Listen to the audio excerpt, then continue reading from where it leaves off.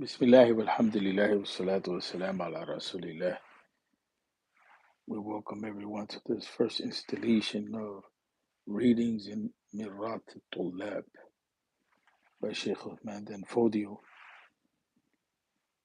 And we wanted to initiate this session by saying that this is a text which is extremely important to the student of knowledge, and that Shaykh Uthman and Fodi, rahmatullahi alayhi, who was from the scholars of Timbuktu, he gave 50 lessons dealing with matters that pertain to belief and practice and spirituality. But he did so in a way that rooted those lessons directly in the Quran and the Sunnah. And that's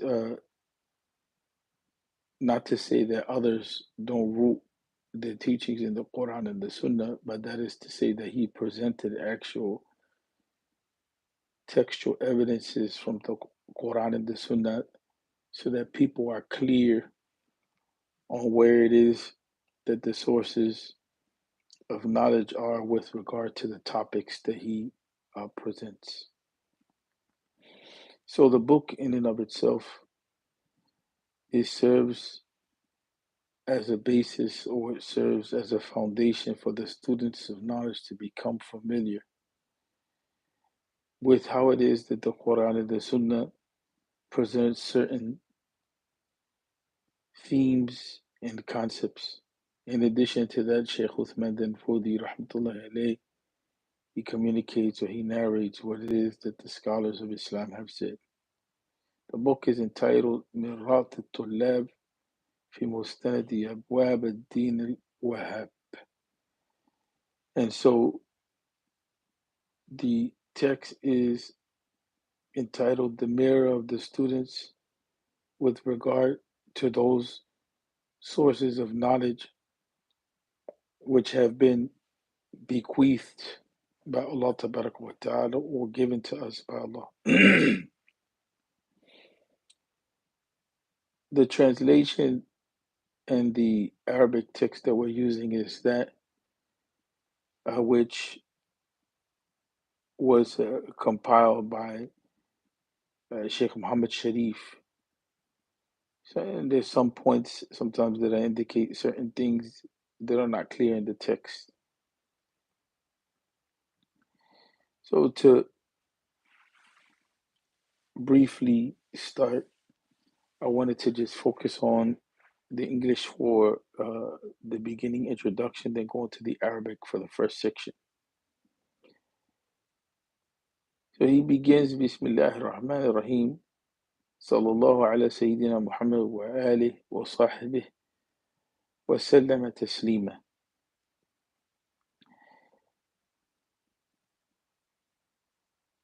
He says, قال العبد الفقير المضطر لرحمة ربه عثمان بن محمد عثمان المعروف بابن فودي.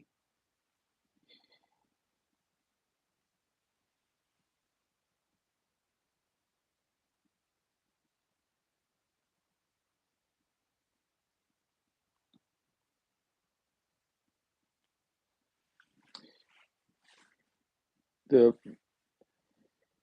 servant of Allah who is in need of His mercy, Uthman, the son of Muhammad ibn Uthman, known as Ibn Fudi. May Allah engulf him in His mercy. Ameen. He says, all praises are due to Allah, the Lord of the worlds. May blessings and peace upon Muhammad, the master of the messengers, and upon his family and his companions uh, be shed or be showered. In preceding,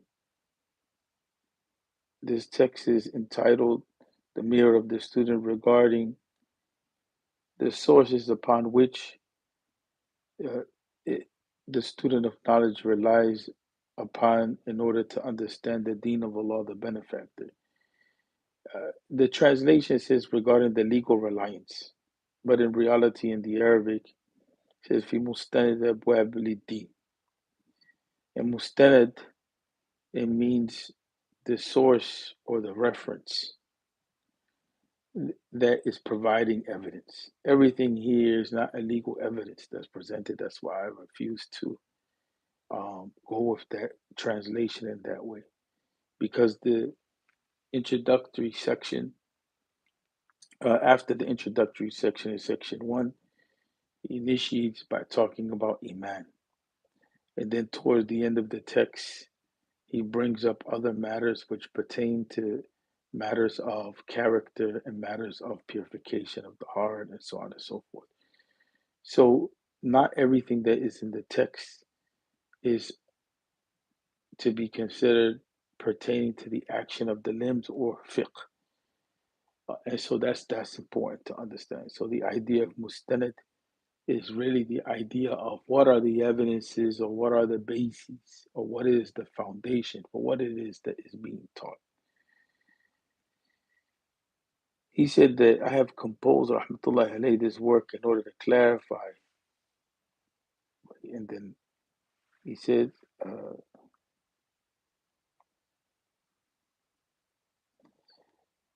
to clarify the various sections of knowledge. Now, he uses the term which is important to understand, the term abwab dini, and he's referring to the different types of knowledge of the deen. So abwab in the Arabic language is the plural of bab. And so usually in the language of the scholars, they divide up sections like just like we do, like section 1, section 2, chapter 1, chapter 2, subsection, so on and so forth. But in Islamic knowledge, it takes on a different significance because the idea of bab, it has the meaning of a gateway. And so that gateway is metaphorically presented to us to teach us that in order to enter into a subject, one has to enter into that subject systematically with the aim of understanding it. There's no understanding unless a person goes step by step. So, where do we begin? So, the idea of Bab is a gateway that is being offered to us so that we know how to enter that particular branch of knowledge. Right.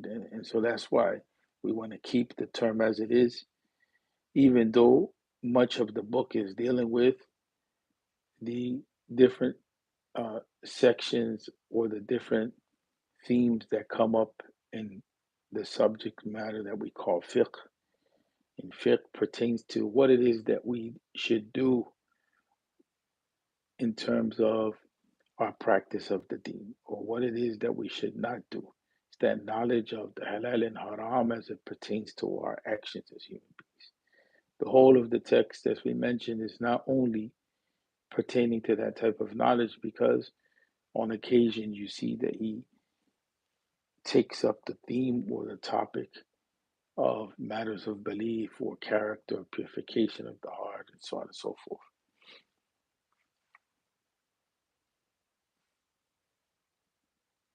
He says that what Allah says in His book, what His Messenger has said in His Sunnah, and what has been transmitted by the scholars of the Sunnah, as opposed to the Shia or other scholars. So that's why he's indicating the scholars of the Sunnah of the Messenger of Allah, from the companions, the generation who followed them, which is the Tabi'un, and those who followed that generation in spiritual excellence unto the day of judgment. And so that's basically the structure of the book, that the mustanad or the evidences, what counts as being evidences, are knowledge from the Quran, knowledge from the Sunnah, and that which was stated by the scholars, and in specific, the scholars who followed the companions and the tabi'in and the tabi'in. And he says, from the perspective of independent judgment and istinbatat, ijtihadat and istinbatat. Let's go to the Arabic in order to deal with that a little better.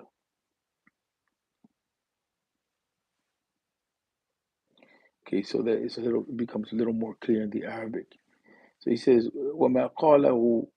So let's begin. So ألفت لبيان مستند أبواب ديني عز وجل، وهو ما قاله عز وجل في كتابه، وما قاله رسوله عليه الصلاة والسلام في سنته، وما قاله علماء السنة رسول الله من الصحابة والتابعين وتابع التابعين لهم بإحسان إلى يوم الدين في باب الاجتهاد والاستنباط.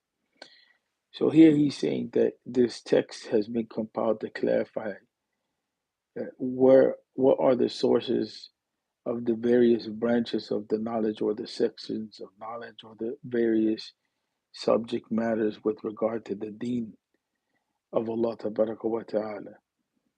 And basically, if we were to summarize the source, it begins with the book of Allah, and then that is clarified by the Sunnah of the Prophet Muhammad sallallahu alaihi wasallam, and what is said by the scholars of the Sunnah of the Messenger of Allah from the companions and the Tabi'een and the Tabi'een. And then he says that that knowledge is that which is pertaining to matters of ijtihad and istinbatat. And what that means is that that is that knowledge which requires scholarship.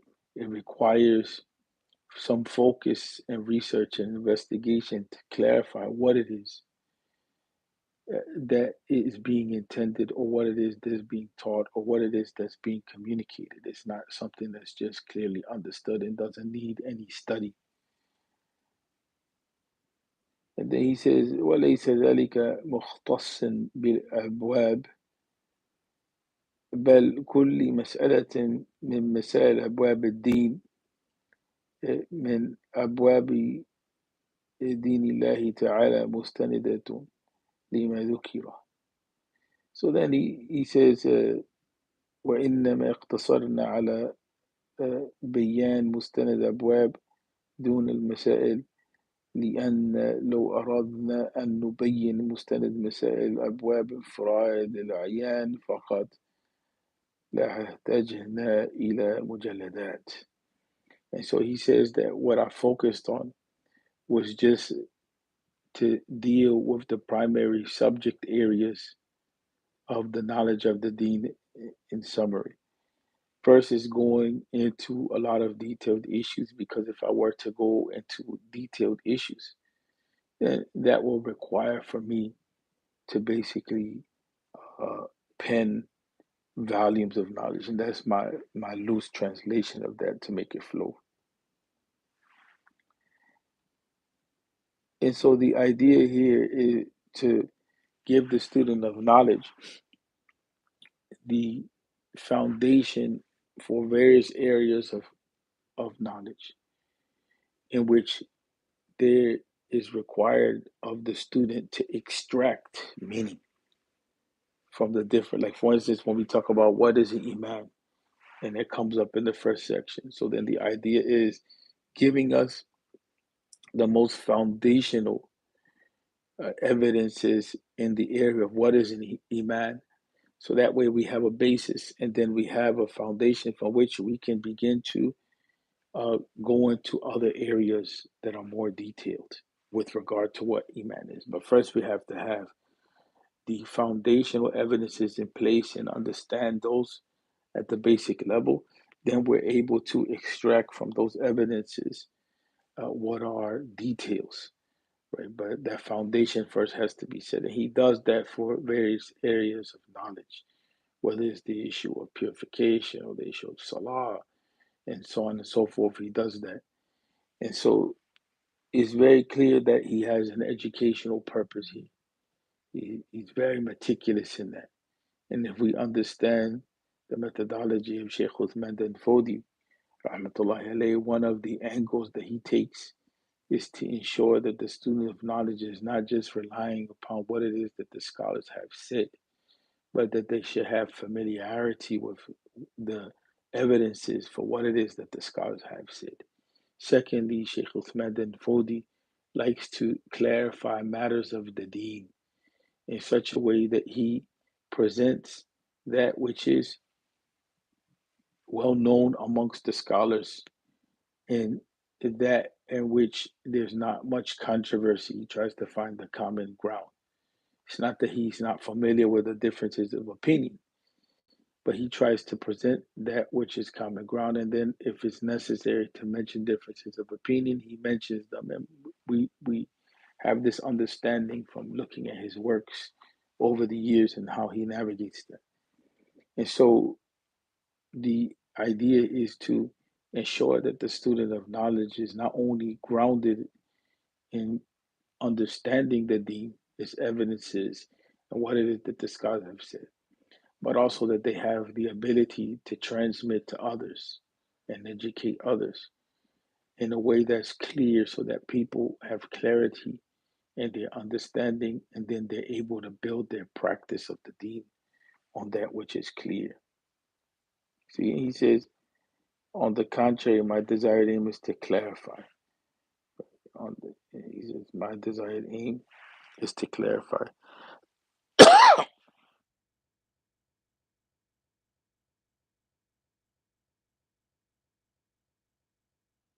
in the Arabic is a little more clear. بل إن أردنا أن نبين مستند كل باب من أبواب الدين من أبواب دين الله تعالى لأدى ذلك لأدى ذلك إلى تطويل.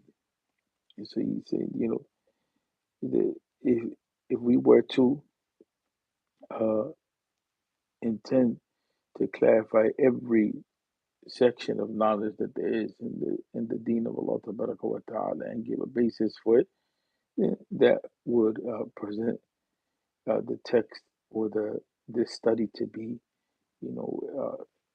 extended out, and that's not what is the goal.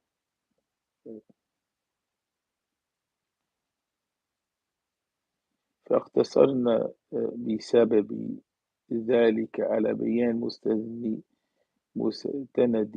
غالب الأبواب وهي 50 بابا وهي 50 بابا. Sorry. So he says it's about what we relied on, what we have limited ourselves to, right? Because of that reality.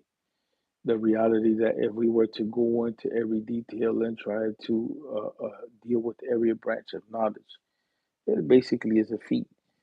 He says that what he relied on here in presenting was that which is most known, right, and that which is most common. And basically, he's saying that what is most common is 50 lessons or 50 areas, of knowledge.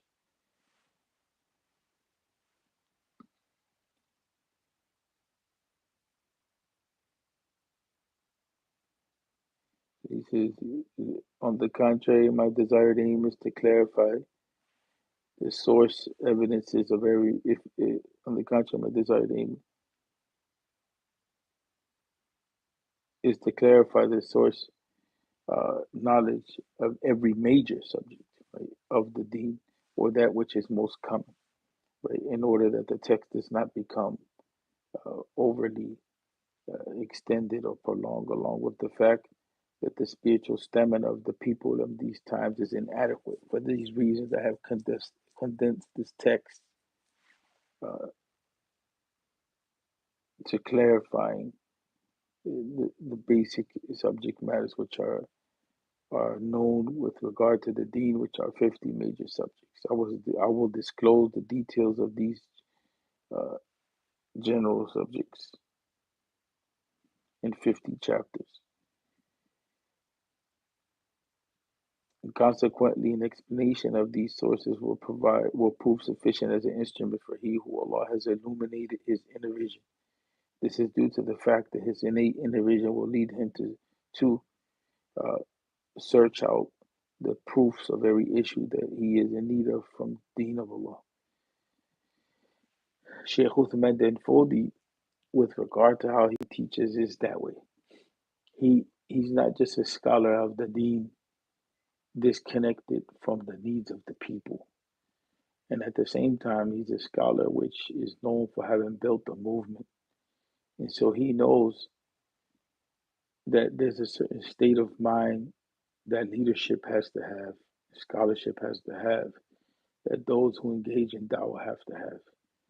And if they don't have that mind state, then what begins to happen is that when they educate the people, they burden them in such a way that it becomes difficult for them to practice. So Shaykh Uthman then Fodio is very much conscious of that reality, very, very much conscious of that reality, so that when he writes, that is, is one of his aims. Now, my particular objective in composing this work is that everyone who comes across it realizes that the religion of Allah is constructed upon knowledge and research, not upon ignorance and mental confusion. This is based upon the words of Allah Tabaraka wa Ta'ala,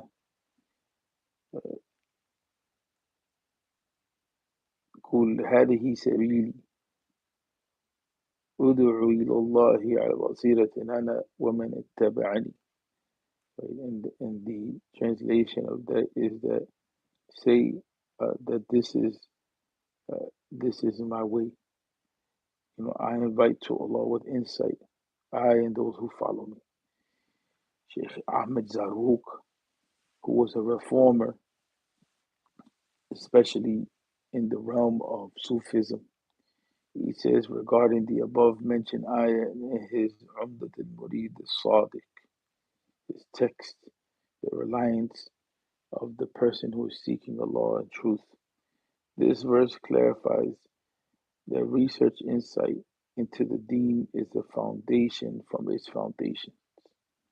Whoever deduces matters regarding the religion from his own opinion out of ignorance is not a true follower, right, of Allah wa Ta'ala. However, people with regard to their ability to have research insight into the deen are divided into three types. The first is the scholar who's firmly established in his research insight by deducing issues by means of searching for the evidences, even though he may not be among those who are of the highest rank of research, the mujtahid. And so that's a certain level of literacy. There's the type of scholar who may not be at the level of complete ijtihad, right? And that means that he's not depending upon, or she's not dependent upon anyone in their knowledge. They can stand on their own. But there's a certain level of literacy in which that scholar may not be of that rank to be able to create their own school of thought, but that scholar has the ability to be familiar with the sources of knowledge and the principles of research and why it is that the scholars differ and how it is to make sense of the knowledge and how to apply it and so on and so forth. Everyone doesn't have to reach the level of an ijtihad al-mutlaq, as we call it, to be unrestricted, in scholarship so that they can come up with their own school of thought and so on and so forth. But generally, we hope that, scholars aim to be of this type that he's talking about, that they have the ability to research and stand on their research and understand the principles of research and to come to conclusions with regard to what the deen is saying in matters of belief and matters of practice and aid the people in their practice. The second type of scholar, or the second station, is the one that's intermediate between the common people and the scholar. It is correct to follow him except when he is endowed with research insight in his affairs or makes required what he knows from the Sharia, what it is he is following. Further, no one is to take from him what his knowledge does not encompass from the principles of the Sharia, since it's not permissible for anyone to overstep his level of knowledge. The idea there is that you have a scholar who he may be grounded and he may have the ability to come to some conclusions for himself, but he's not at the level for other people to follow him as though he were at the higher degree. He's still in the making, so to speak. Right? He's still in the making. So his knowledge is an obligation upon himself, but it's not an obligation for other people to follow.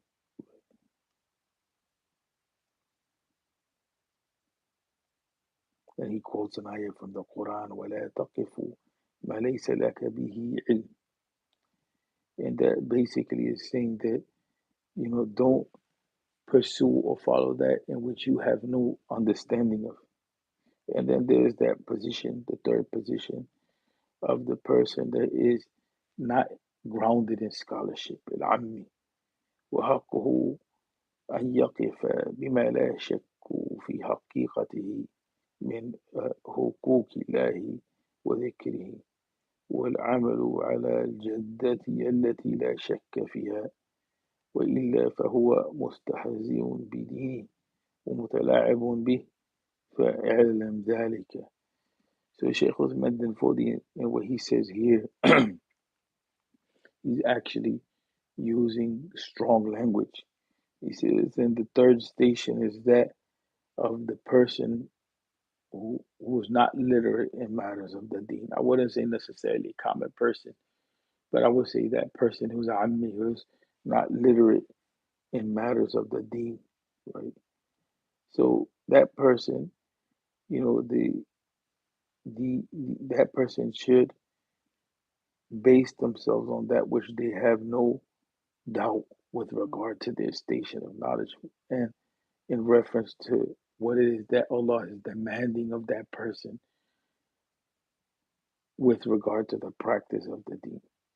And that person should uh, behave with seriousness, in terms of practicing what it is that they know in which there's no doubt.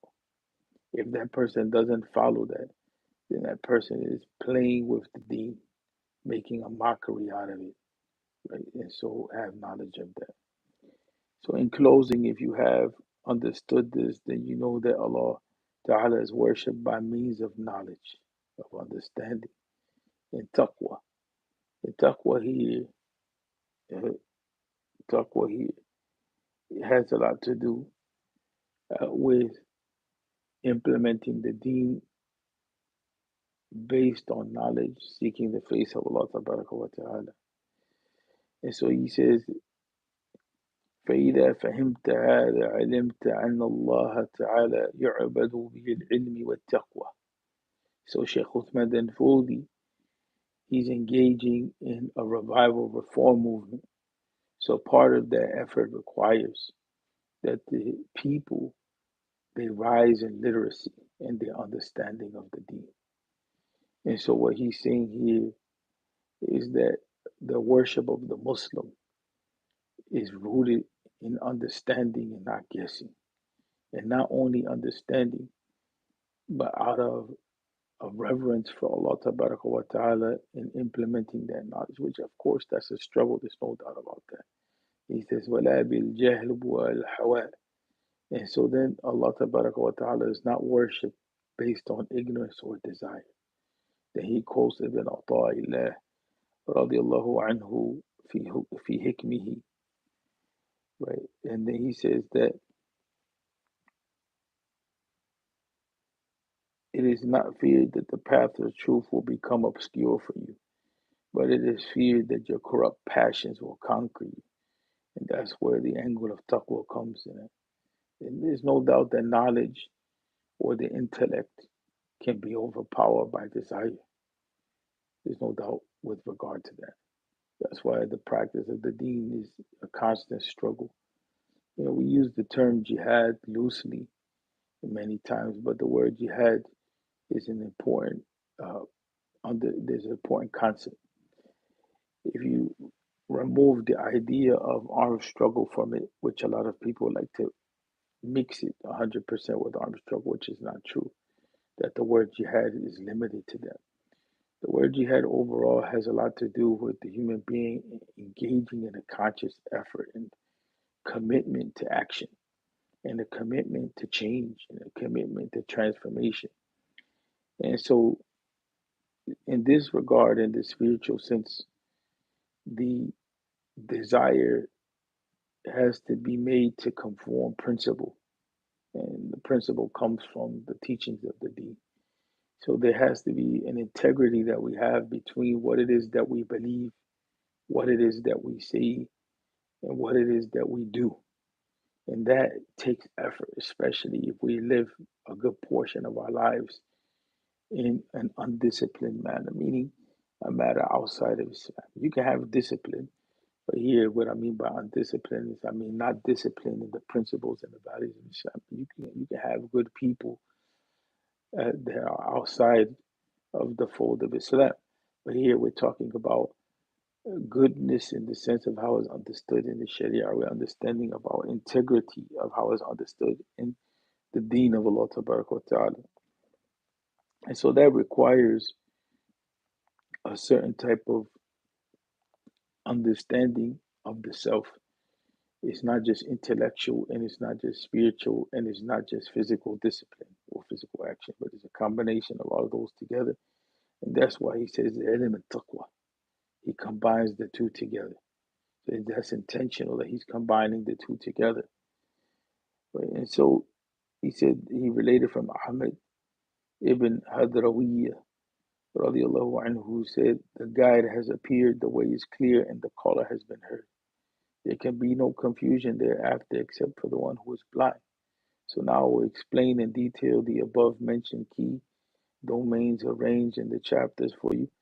It will be arranged into 50 chapters as we have already mentioned. Every chapter embraces what Allah Ta'ala has said in His book, what Allah says in His book, the Quran, what the Messenger of Allah has said in His Sunnah, and what the scholars of the Sunnah, may Allah be pleased with them, have said with regard to the realm of ijtihadat and istanbatat, meaning what it is that they have derived from these textual evidences of the Quran and the Sunnah.